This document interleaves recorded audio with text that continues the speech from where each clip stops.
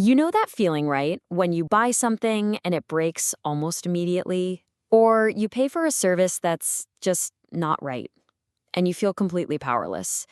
Well, in Ghana, there's a law designed to fix exactly that. The catch? It's been promised, debated, and delayed for nearly 20 years. So let's dive into the story of this long overdue law. The whole issue really flared up again recently, and it was all sparked by a very public showdown that pushed this 2-decade-old problem right back into the headlines. So here's what happened. Not too long ago, Ghana's communications minister essentially went public and threatened the broadcasting license of DStv, the big satellite TV company, because of its soaring subscription prices.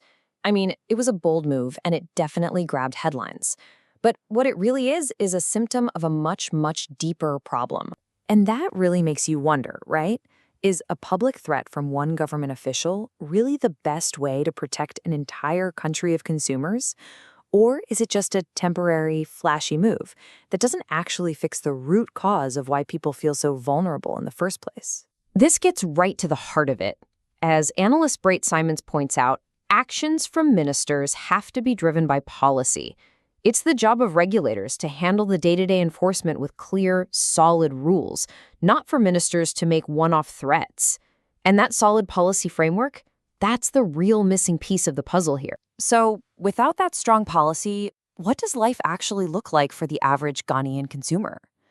Well, for a lot of people, every single purchase can feel like a bit of a gamble. And what does that gamble actually look like? It's the frustration of a no-return policy on something you bought that was already faulty. It's the very real danger of buying expired or even fake products off the shelf. Or, ordering something online, having it show up broken, and having absolutely no way to get a refund. These aren't just small annoyances. They're the direct result of a marketplace where you're just not protected. Now, it's not that there are zero laws on the books.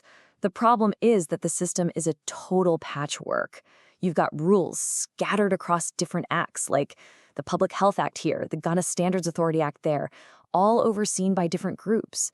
There's no single powerful shield for the consumer. So, what's the fix? Well, there is a solution on the table. It's a single, comprehensive law designed to replace this entire fragmented system. It's known as the Consumer Protection Bill. But as you're about to see, it has been stuck in legislative limbo for years. So what would this bill actually do?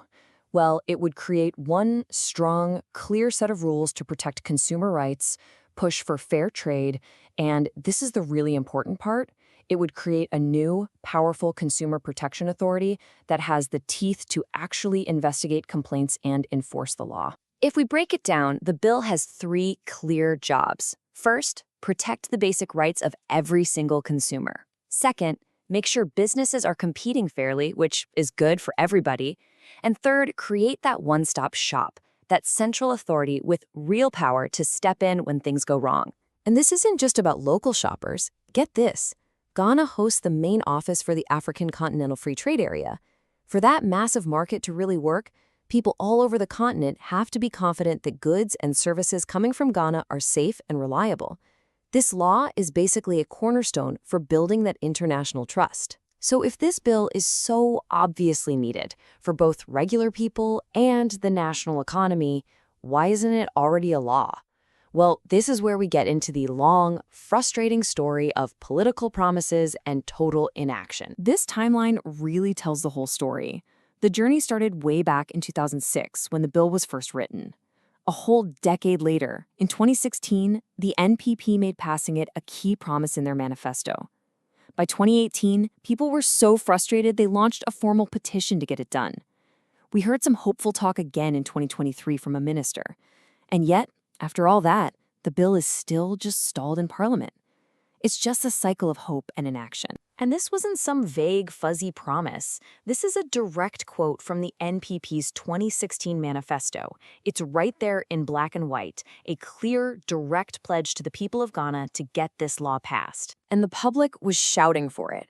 Advocacy groups like Cuts International worked their tails off, getting over 20,000 signatures on a petition in 2018.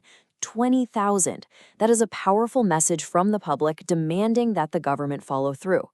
But it still wasn't enough. And let's be really clear, this is not a one-party problem. The failure here spans different governments. While the NPP promised it in 2016, their political rivals, the NDC, have also made big commitments to consumer protection over the years. The promises have come from both sides of the aisle, but the result for consumers has been exactly the same. Which brings us right back to today.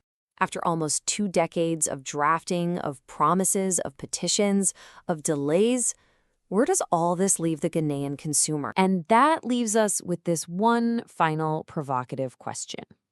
Is it possible that a public fight over the cost of a TV subscription could finally be the spark that gets this law passed?